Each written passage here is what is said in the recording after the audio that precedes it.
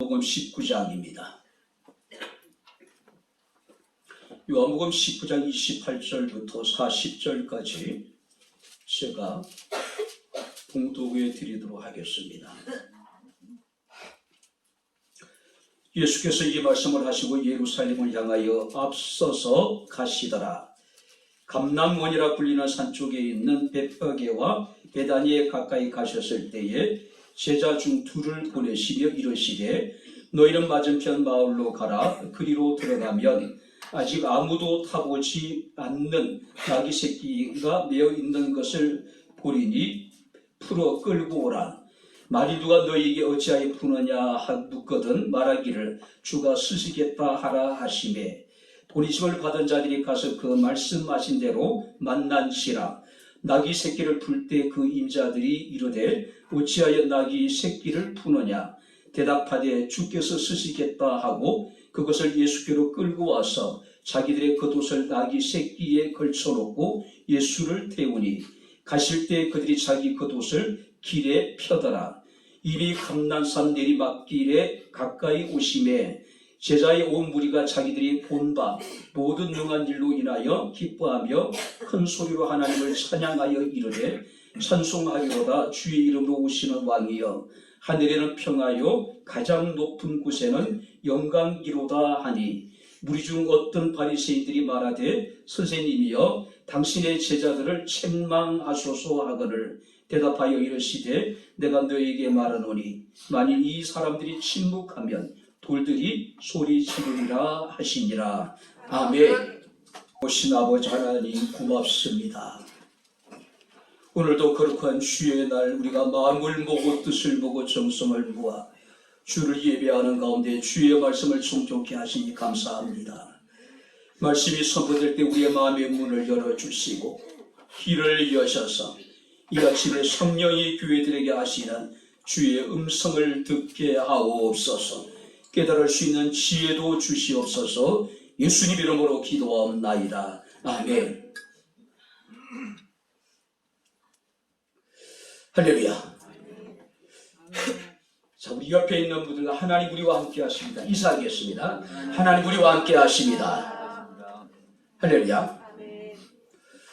제가 지금 귀가 멍해가지고 한 주 동안에 지금 이제 감기로 이렇게 좀 힘든 시간을 제가 보내고 있습니다. 그래서 지금 여러분들이 찬양하는 소리가 큰지 작은지를 잘 이렇게 정확하게 들리지 않고 그냥 윙하는 어떤 이제 그런 느낌입니다.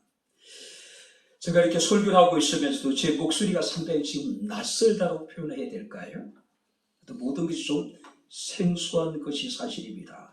자, 그래도 불구하고 하나님의 은혜는 변함이 없습니다. 할렐루야.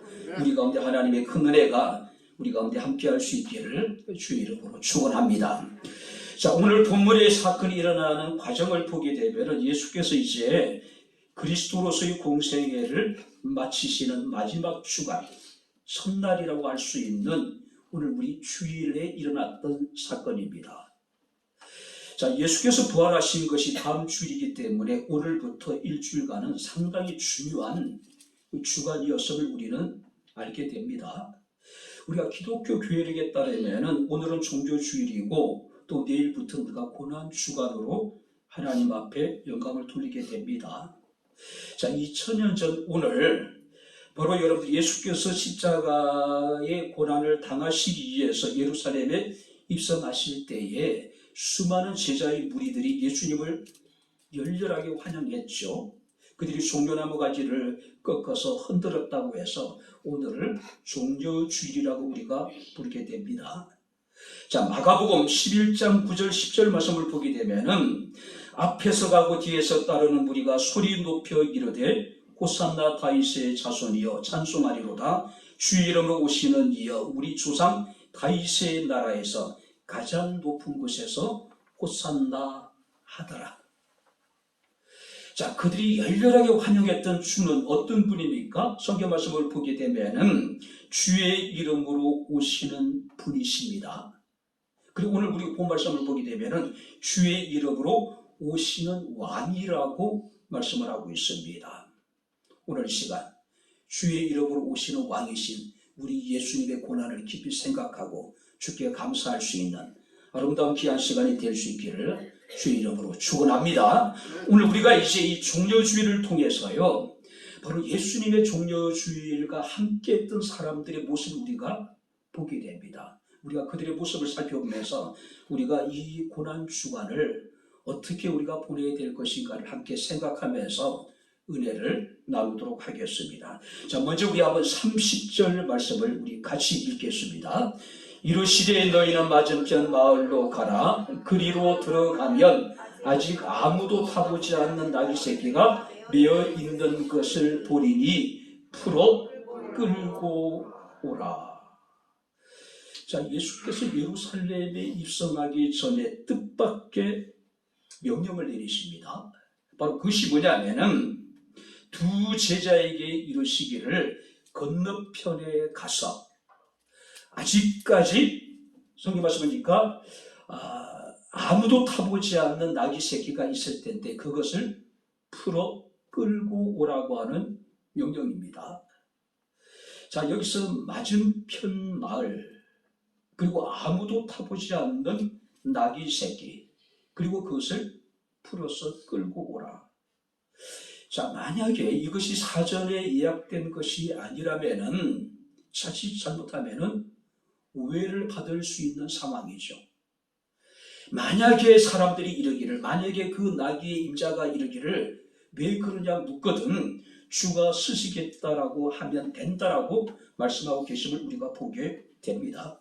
자, 실제적으로 마가복음 11장 5절 6절 말씀을 보게 되면은 거기 서 있는 사람 중 어떤 이들이 이르되 나귀 새끼를 풀어 무엇하려 하느냐 하며 제자들이 예수께서 이르신 대로 말한데 이에 허락했다. 자, 예수께서 이르신 대로 주께서 쓰시겠다고 하자 그 주인이 허락을 했다는 이야기예요. 자, 이것이 우연일까? 결코 우연이 아닙니다. 바로 이것은 이미 주전 520년경에 바로 선지자 스가랴를 통해서 예언되어진 것이고 예수께서는 그 예언을 실제적으로 성취한 사건입니다.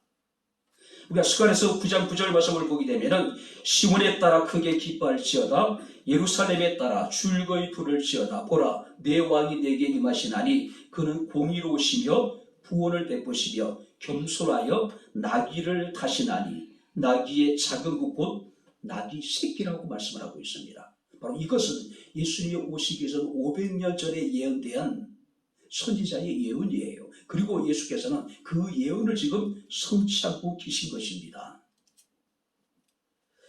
바로 예수께서는 그 예언의 말씀을 이루기 위해서 바로 나귀를 타시기 위해서 두 명의 제자, 아마 베드로나 요한이 아니었을까? 왜냐하면 그 이후에 그 마가의 다락방을 준비하는 과정에 있어서도 예수께서는 베드로와 요한을 보내시기 때문에 아마 중요한 모든 일은 대부분 베드로와 요한과 야고보에 의해서 이루시는 것을 볼 때 많은 사람들은 아마 보내심을 받은 사람들이 베드로와 요한일 것이다라고 이야기를 합니다. 자, 그런데 예수께서 말씀하신 대로 그들이 주인에게 이르기를 주께서 쓰시겠다고 하자 주인이 아무 말 없이 선뜻 허락했다는 것은 사실이에요. 자, 근데 여기서 우리가 이 나귀를 제공한 사람이 누구일까? 성경은 그에 대해서 어떤 것도 이야기하지 않습니다. 자, 당시 나귀라고 하는 것은 굉장히 비싼 여러분들이 그 동물입니다. 왜냐하면 교통의 수단이에요. 또 운송의 수단입니다. 그런데 그런 나귀 새끼를 오직 주께서 쓰시겠다라고 하는 단 한마디에 기꺼이 내어놓을 수 있는 사람이 세상에 어디 있을까요? 그렇지 않습니까? 아마 부동산을 제외하고 당시 사람들이 소유했던 동산 가운데 가장 소중한 여러분들이 가치가 있는 것이 아니었을까요? 오늘날로 이야기하면은 아마 여러분들이 우리가 소유하고 있는 가장 좋은 자동차라고 얘기할 수 있지 않을까? 우리 오늘 자동차 못 쓰면은 일상적인 생활하기에 굉장히 불편하잖아요. 많은 사람들은 자동차를 통해서 어떤 생업을 여러분들이 꾸려가는 사람들도 있잖아요. 근데 생계의 수단인데 자신의 사회활동에서 가장 중요한 수단인 이것을 내어놓으라? 쉬운 일이 아닐 거란 말이에요. 자, 그래도 불구하고 주께서 쓰시겠다라고 하는 그 한마디에 선뜻 자신의 나귀 새끼를 내어놓았다는 사실. 만약에 주께서 오늘 우리에게 주께서 쓰시겠다고 하신다면은 과연 우리는 나의 가장 소중한 것들을 포기할 수 있을까? 주님 앞에 내어놓을 수 있을까요? 자, 근데 여기서 중요한 사실이 하나 있습니다. 자, 여기서 주께서 쓰시겠다라고 하는 정확한 의미는 그것의 주가 쓰시겠다 하라. 무슨 얘기예요? 분명히 나귀 새끼의 주인이 있음에도 불구하고 주께서 제자들에게 이르시기를 그것의 주가 쓰시겠다고 하라고 이야기를 하라는 거죠. 다시 말해서 진짜 나귀의 주인이 그 나귀 새끼를 쓰시겠다는 이야기예요. 예수님은 세상의 모든 만물을 창조하신 분입니다. 할렐루야. 우리는 전능하신 하나님을 신앙 고백합니다. 그가 천지를 창조하셨음을 우리는 신앙 고백을 통해서 우리는 인정을 합니다. 자, 그렇기 때문에 예수님은 당신이 지으신 모든 것을 당신의 뜻대로 사용할 수 있는 권리가 있으신 분이에요.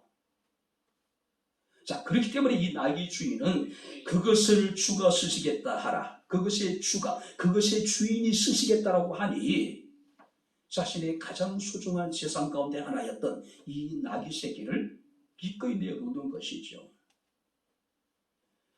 우리가 로마서 11장 36절 말씀을 보게 되면은 만물이 주에게서 나오고 주로 말미암고 주께로 돌아갑니다. 오직 그에게 영광이 세세히 있을지어다. 뿐만 아니라 우리가 히브리서 3장 4절 말씀을 보게 되면은 집마다 지으니가 있으니 만물을 지으신 이는 하나님이시니라. 할렐루야. 집마다 지으니가 있듯이 만물을 지으신 이도 계신데 그가 누구냐면은 하나님이시라는 것이죠. 우리가 욥기 1장 20절부터 여러분들이 21절 말씀을 보게 되면은 욥은 동방에서 가장 큰 자였습니다.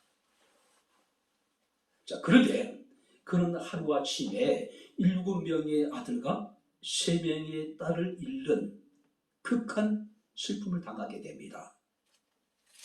그는 자신이 소유한 모든 것들을 다 잃게 되는 그야말로 비참한 상황에 처해지게 되는 상황을 우리가 보게 됩니다.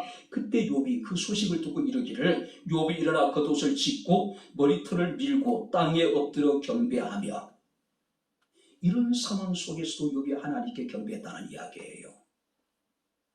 그는 이르기를 내가 못해서 알몸으로 나왔사온즉 알몸의 그리로 돌아갈지어라. 주시니도 여호와시요 거두시니도 여호와시오니 여호와의 이름이 찬송을 받으실지니이다.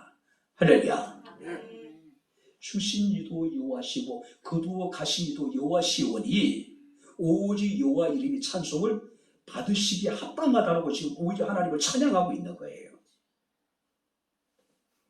여러분들 우리가 역대상 29장에 보게 되면은 다윗과 이스라엘 백성들이 성전 건축에 필요한 모든 것들을 다 준비를 합니다.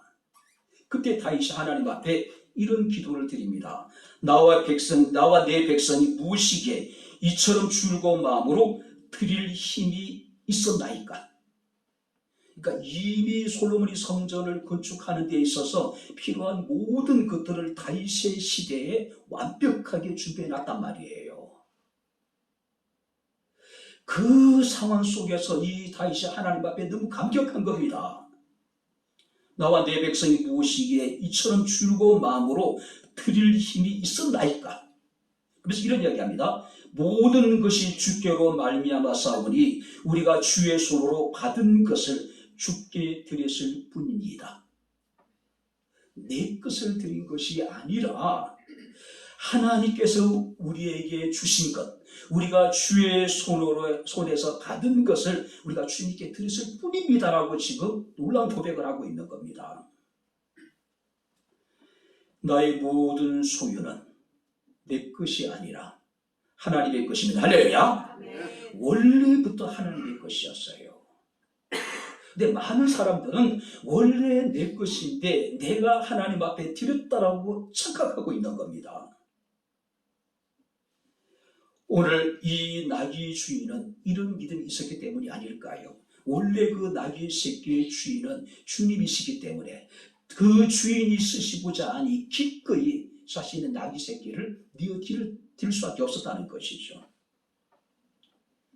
한 번도 타보지 않는 나귀 새끼입니다.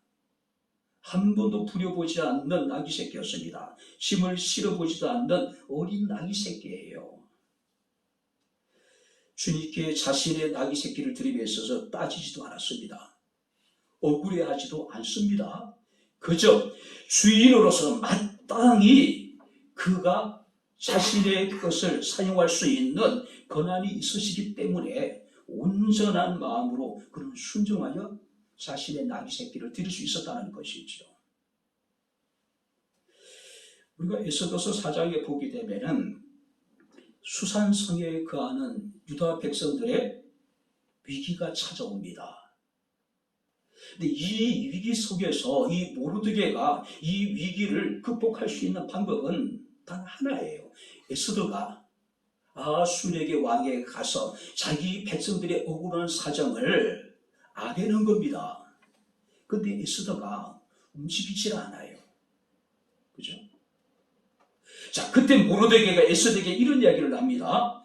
내가 만일 잠잠하여 말이 없으면 유대인은 다른 데로 말미암아 노임과 구원을 얻으려니와 너와 네 아버지 집은 멸망하리니 내가 왕후의 위를 얻은 것이 이때를 이함이 아닌지 누가 아느냐.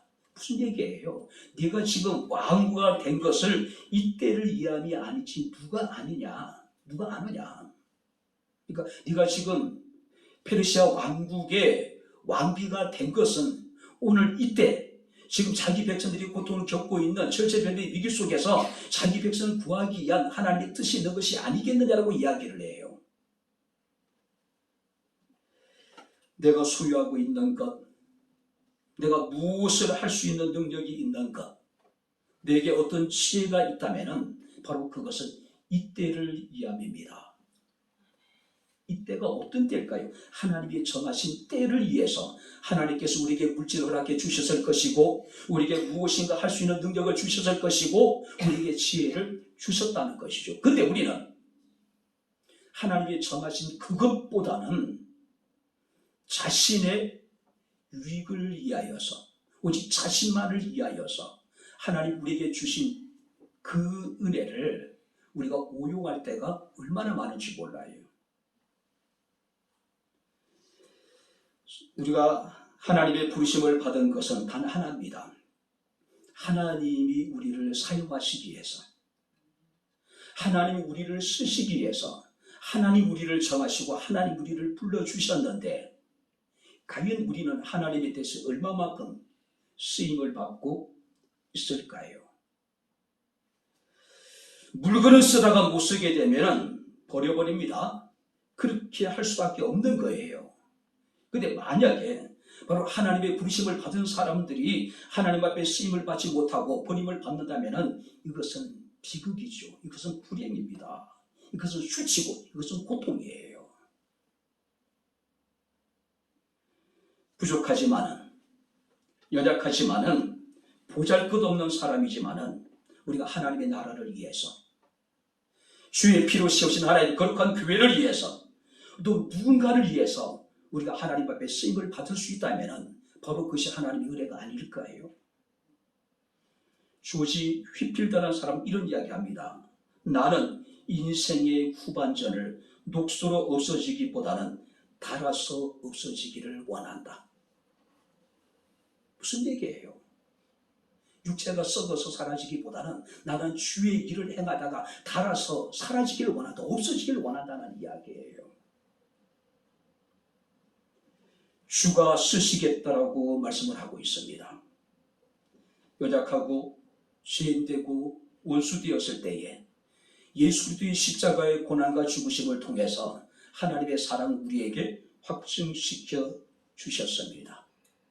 그 사랑에 대한 감격, 그 사랑에 대한 말할 수 없는 영광스러운 즐거움으로 주님이 쓰시고자 하실 때에 주의 쓰심에 합당한 저와 여러분들의 삶이 되어질 수 있기를 주의 이름으로 축원합니다. 그랬으면 좋겠어요. 두 번째 말씀을 보시기 바랍니다. 35절을 우리 같이 읽겠습니다. 그것을 예수께로 끌고 와서 자기들의 겉옷을 나귀 새끼에 걸쳐놓고 예수를 태우니 가실 때 그들이 자기 겉옷을 길에 펴더라. 자, 두 제자가 나귀 새끼를 끌고 오자 제자들이 자신의 겉옷을 벗어서 나귀 이에 깝니다. 아직까지 한 번도 사람들을 태워보지 못한 새끼 나귀예요. 그죠? 그러니까 안장을 지웠다는 이야기죠. 그리고 예수님을 그곳에 타게 하시고 그들은 예수께서 가시는 길 앞에 자신의 겉옷을 벗어 놓습니다. 그리고 마가복음 11장 8절 말씀을 보게 되면은 많은 사람들이 들에서 벤 종려나무 가지를 꺾다가 예수님이 가시는 길 위에 깔아놓습니다. 깔아놔요. 자, 이런 제자들의 행동은 굉장히 중요한 의미를 가지고 있어요. 왜냐하면 그들은 예수님을 자신들의 왕으로 지금 인정하고 있는 거예요. 우리가 열왕기상 1장 33절 말씀을 보게 되면은 다윗이 이제 죽기 전에 이미 그의 솔로몬의 어머니였던 바세바와의 어떤 서로 약속한 것이 있습니다. 다윗의 후계자는 솔로몬이라고. 그런데 솔로몬이 왕이 되는 것에 대해서 반발하는 왕자들의 난이 일어나기도 하지요. 우리가 뭐 압살롬의 반란이라든지, 근데 이제 직접적으로 솔로몬이 왕위를 계승하는 과정에 있어서 쿠데타를 일으킨, 왕자를 일으킨 사람이 누구냐면은 아도니아라고 하는 인물이에요. 그 솔로몬의 형입니다. 그때 솔로몬이 자기를 제치고 그 다 이스라엘의 왕이 된다는 굉장히 불편했죠, 마음이요. 그래서 쿠데타를 일으키게, 여러분들이 난을 일으키게 됩니다. 자, 아도니아가 반란 일으켰다는 이야기를 듣고 늙은 다윗은 급히 신복들을 부릅니다. 그리고 이러기를 솔로몬을 노새 태우게 해요. 자, 그리고 이제 백성들 앞에 나가서 이스라엘 왕이다라고 이제 선포하게 됩니다. 여기서 노새에게 태웠다라고 하는 것은 왕권을 의미하고 있는, 왕이 되었음을 의미하고 있는 겁니다. 제자들은 한 번도 사람을 태워보지 않는 나귀 새끼에 안장을 지우고 예수님을 태우고 그가 가는 길에 겉옷을 깔고 나뭇가지를 깝니다. 바로 예수께서 자신들의 왕이 되심을 그들이 인정하고 있는 거예요. 물론 우리가 생각하고 있는 그런 왕은 아니겠죠. 그죠?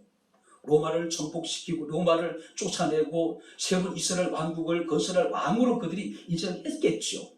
근데 분명 확실한 것은 그들은 예수님을 자신의 왕으로 인정했다는 겁니다. 그래서 그들은 최고의 존경심을 가지고 예수님을 지금 여러분들이 그들은 높이고 있는 거예요. 뿐만 아니라 왕에 대한 정중한 예를 지금 그들이 다하고 있는 겁니다.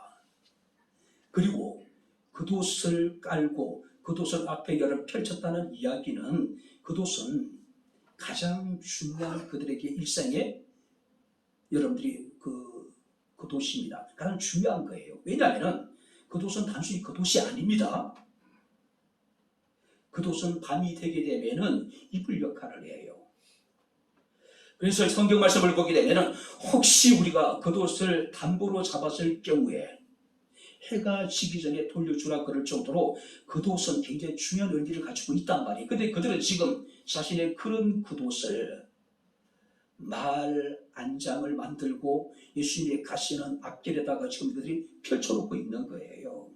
자신이 가진 가장 소중한 것을 주님을 위해서 그들은 헌신하고 있는 거예요. 가장 소중한 것들을. 뿐만 아니라 이 종려나무는요, 승리를 상징합니다. 또 종려나무 가지를 흔든다라고 하는 것은 진심으로 뜨겁게 환영한다는 뜻을 가지고 있어요. 그럼 어떤 의미일까요? 주의 이름으로 오시는 그 예수님은 자신들의 왕이 되시고 자신들에게 승리를 주시기 때문에 그들은 지금 진심으로 주님을 환영하고 있는 겁니다. 주님을 맞이하고 있는 거예요. 주의 이름으로 오시는 우리의 왕이 되신 예수님은 말 그대로 우리의 왕이 되십니다. 할렐루야. 그리고 우리가 어떤 모습으로 우리가 주님을 여러분들이 맞이하고 있는가? 어떤 모습으로? 어떤 자세로? 그분은 승리하신 분입니다. 자, 그렇기 때문에 그분을 우리가 환영하는 것은 당연하고 마땅하고 우리의 여러분들이 본분입니다. 의무예요. 2024년 종료주일을 맞이하면서 우리는 어떤 마음으로 우리 왕이신 예수님을 영접하고 있습니까? 오늘 이 무리들은 정말로 예수님에 대한 존경하는 마음과 정중한 예를 대해서 자신의 최상의 것으로 예수님을 지금 맞이하고 있는 겁니다. 사망과 죄를 깨뜨리고 승리하신 그 주님을, 자신들에게 영원한 생명을 주신 그 주님을 그들은 여러분들이 맞이하고 있는 거예요. 이런 은혜가 우리 가운데 함께 할 수 있기를 주의 이름으로 축원합니다. 자, 마지막으로 성경을 보겠습니다. 37절을 다시 한번 같이 읽겠습니다. 이미 감람산 내리막길에 가까이 오심에 제자의 온 무리가 자기들이 본 바 모든 등한 일로 인하여 기뻐하며 큰 소리로 하나님을 찬양하여 이르되 찬송하리로다. 주의 이름으로 오시는 왕이여 하늘에는 평화요 가장 높은 곳에는 영광이로다 하니. 자, 마태복음 2장 9절 봤으니까 이렇게 말씀하고 있습니다.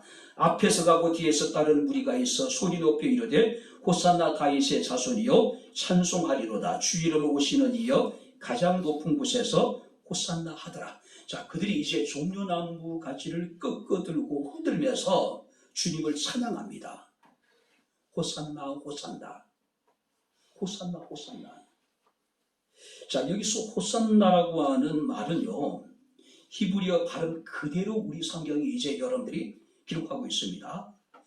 우리가 당신께 구하옵나니 이제 우리를 구원하소서. 이제 우리를 구원하소서. 그들이 지금 노래하고 있는 겁니다. 자, 이 구절은요, 기도이자 찬송입니다.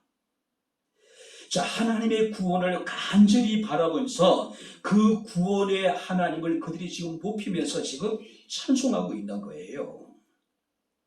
자, 그런데 특이한 것이 있습니다. 38절을 우리 한번 여러분들이 다시 보시기 바랍니다. 주의 이름으로 오시는 왕이여 하늘에는 평화요 가장 높은 곳에는 영광이로다. 자, 하늘에는 평화, 가장 높은 곳에는 영광. 굉장히 익숙한 말씀이죠. 누가복음 2장 14절 말씀을 보게 되면은 목자들의, 여러분 천사들의 찬양 소리를 듣게 되죠. 목자들이요. 지극히 높은 곳에서는 하나님께 영광이요 땅에서는 기뻐하심을 입은 사람들 중에 평화라고 이야기를 하잖아요. 자, 천사의 찬양은 하늘에는 영광, 땅에는 평화예요. 근데 오늘 여러분들이 38절 말씀을 보게 되면은 하늘에는 평화요 가장 높은 곳에는 영광이라고 이야기를 해요. 아마 여러분들이 예루살렘의 많은 제자들이 구약 성경 그 천사들의 그 이야기를 잘못 지금 이야기하고 있는 것이 아닐까? 하늘의 영광, 땅에는 평화라고 이야기를 해야 되는데 지금 여기 말씀을 보게 되면은 하늘에는 평화라고 이야기를 합니다. 하늘에는 평화래요. 하늘의 평화보다 필요한 것은 땅의 평화가 아닐까요? 지금도 마찬가지잖아요. 그죠? 자, 그런데 중요한 것은요, 베들레헴의 천사들이 찬양할 때에 땅에서는 기뻐하심을 입은 사람들 중에 평화다. 무슨 얘기일까요? 베들레헴에서 천사들이 하나님을 찬양하는데 땅에서는 기뻐하심을 입은 사람들 중에 평화다. 근데 이 평화라고 하는 것은 땅에 임하는 평화가 아니라 기뻐하심을 입은 사람들 가운데 머물게 되는 평화. 이 평화는 어떤 평화일까요? 하나님의 나라에 속한 사람들에게 주어지는 평화. 할렐루야. 성탄은 이 땅에 살아가는 모든 사람들에게 평화라고 우리가 이야기할 수 있는데 더 정확한 평화는 하나님의 기뻐하심 입은 사람들 중에 평화, 하나님 나라에 속한 사람들에게 주어지는 평화를 위해서 예수께서 이 세상에 오셨다는 이야기예요. 그래서 지금 예수께서 예루살렘에 입성하실 때에 수많은 주의 제자들이 이르기를 하늘에는 평화라고 선포하고 있습니다. 이 평화는 하나님의 나라에 속한 자들에게 주어지는 평화예요. 세상에 있는 하나님 나라에 속하지 않는 사람들에게 예수 그리스도는 절대 평화가 될 수 없어요. 그렇지 않습니까? 자, 요한복음 14장 27절 말씀을 보게 되면 예수께서 이르시기를 평안을 너에게 끼치노니 곧 나의 평안을 너에게 주노라. 내가 너에게 주는 것은 세상이 주는 것과 같지 않다. 무슨 얘기예요? 세상 사람들이 알 수 없는 평안이라는 거죠. 세상이 줄 수 없는 평안이라는 겁니다. 오직 이 평안은 하나님의 나라에 속한 사람만이 누릴 수 있는 평안이라는 것이죠. 오늘 사랑하는 성도 여러분들, 우리 예수께서는 우리를 죄와 사망의 법에서 구원하여 주셨습니다. 그래서 우리가 베드로전서 2장 9절 말씀을 보게 되면 너희는 이제 택하신 족속이요 왕같은 제사장들이요 거룩한 나라요 그의 소유된 백성이라고 이야기합니다. 이와 같은 자들에게 주어지는 평화예요. 오직 택하신 족속들에게 주어지는 평화, 왕같은 제사장들에게 주어지는 평화, 거룩한 나라의 사람들에게 주어지는 평화, 그의 소유된 백성에게 주어지는 평화, 그 평화를 지금 선포하고 있는 겁니다. 그러니까 안 믿는 사람들에게 관계없는 평화예요. 하나님 나라에 속하지 않는 사람들은 누릴 수 없는 평화를 하나님이 우리에게 주셨다는 것이죠. 우리에게. 그것을 지금 그들이 찬송하고 있는 겁니다. 성경을 보게 되면 예수께서 십자가 고난당하시고 죽으시고 난 이후에 많은 여인들이 슬픔 속에 사로잡혀 있지요. 주의 제자들이 유대인들에 대한 두려움에 사로잡혀 있습니다. 또 어떤 사람은 의심에 사로잡혀 있기도 하고요. 부활하신 예수께서 그들에게 나타나셔서 첫 번째 하신 말씀이 뭡니까? 너에게 평강이 있을지어다. 할렐루야. 이 평강, 우리가 생각하고 있는 일반적인 평강이 아니라 하나님의 나라에 속한 자들에게 주어지는 주의 평강이라는 것이죠. 세상이 줄 수 없는 것이고 세상 사람들이 알 수 없는 평강이라는 것이죠. 지금도 마찬가지입니다. 녹록지 않은 우리의 일상의 생활 속에서 우리가 기뻐할 수 있는 것, 우리가 감사할 수 있는 것, 우리가 여러분들이 참다운 평안을 누릴 수 있는 것은 무엇 때문입니까? 하나님이 우리에게 주신 하늘의 평안을 우리에게 주셨기 때문이라는 것이죠. 그 평안을 우리는 누리는 사람들이라는 것이죠. 그래서 그들은 그것을 지금 찬양하고 있는 겁니다. 그러니까 우리가 누리고 있는 이 평안은 특별한 평안입니다. 할렐루야. 세상이 줄 수 없는, 세상 사람들이 알 수 없는 하나님의 나라에 속한 사람만이 누릴 수 있는 하나님의 평강이라는 것이죠. 그런데 우리가 39절 말씀을 보게 되면은 이렇게 주의 이름으로 오시는 왕이신 예수님을 찬양하는 것에 대해서 시기하고 질투하고 막으려는 무리들이 있습니다.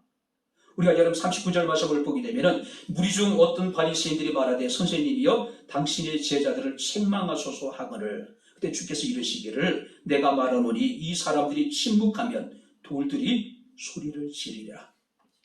내가 하나님을 찬양하지 않으면 하나님은 돌들을 통해서도 당신의 찬양을 받으시겠다는 이야기예요.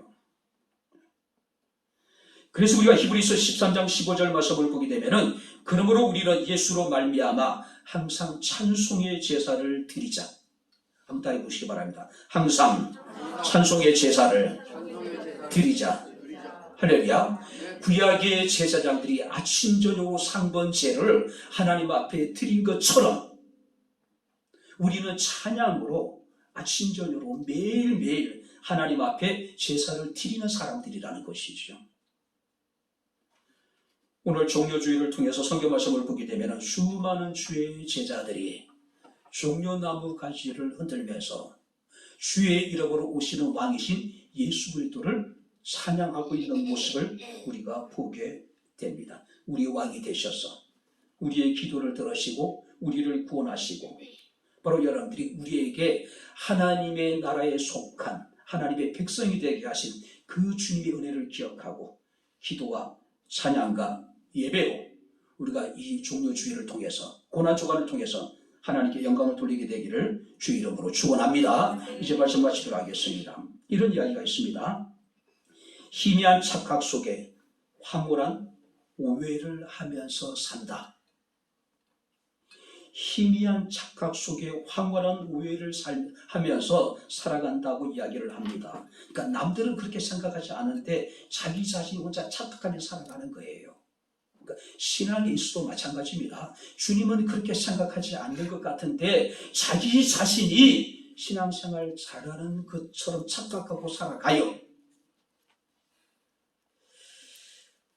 우리가 이번 고난주간을 통해서 정말로 우리의 신앙을 깊이하고 성찰할 수 있는 나의 신앙의 실제가 어떠한가를 한번 점검해 볼 수 있는 그런 시간이 되어졌으면 하는 그런 바람을 가지게 됩니다. 내 생각에 좋은 믿음이 아니라 내 스스로 만족하는 믿음이 아니라 주님이 보시기에 좋은 믿음, 주님의 마음을 만족하게 할 수 있는 그런 믿음으로 우리의 믿음이 한 단계 성숙하기를 바라는 그런 바람을 가져보게 됩니다. 바랍니다. 나귀 새끼를 기꺼이 내어 드렸던 무명의 그리스도인을 우리는 기억합니다. 길에서 겉옷을 벗어서 주님 앞에 깔고 주의 길을 예비했던 많은 헌신된 사람들의 모습을 우리는 기억합니다. 종려나무 가지를 흔들면서 주님을 찬양했던 호산나 주 이름으로 오시는 왕을 찬양했던 많은 제자들의 모습을 우리는 기억합니다. 여러분들은 어떤 모습으로 고난주간을 보내시겠습니까? 십자가 안에는 세 종류의 사람들이 있습니다. 십자가 못 박은 사람도 있었고 멀찍이 서서 구경하는 사람도 있었고 또 십자가를 지고 예수님을 따랐던 무리들도 있습니다. 사도 바울은 갈라디아서 6장 18절에 이르기를 내가 예수의 흔적을 가진도라고 이야기를 합니다. 또 골로새서 1장 24절 말씀을 보게 되면은 그리스도의 고난을 그의 몸된 교회를 위하여 내 몸에 채우느라. 이번 고난주간이 예수의 흔적을 내 몸에 가질 수 있는 아름다운 그런 시간들이 되어줄 수 있기를 주의 이름으로 축원합니다. 기도하겠습니다. 좋으신 아버지 하나님, 우리 아버지 하나님의 은혜와 사랑을 진심으로 감사합니다. 종려주의를 주님과 함께 했던 사람들의 모습을 보면서 내가 어떤 모습으로 주의 종려주의를 주님과 함께 될 것인가를, 우리가 어떤 모습으로 한 주간 고난주간을 주님과 함께 될 것인가를 스스로를 다시 한번 생각하고 돌아볼 수 있는 아름다운 귀한 시간이 되기를 원합니다. 특별히 내일부터 시작되는 고난주간을 통해서 예수의 흔적을 가지게 하시고 그리스도의 남은 고난을 그의 몸된 교회를 위해서 우리 몸에 채워나가는 아름다운 복된 시간들이 되게 하옵소서. 예수님 이름으로 기도하옵나이다. 아멘. 이제는 우리 주 예수 그리스도의 은혜와 하나님의 크신 사랑과 성령님의 교통 교제의 제 충만 역사 인도하시니 주님 앞에 나와 살아계신 하나님을 영과 진리로 예배한 사랑하는 주의 모든 성도들 머리머리 이에 저들의 가정과 직장과 사업장과 이 교회와 이 나라 이 민족 이에 지금부터 영원토록 함께 있을지어다. 아멘.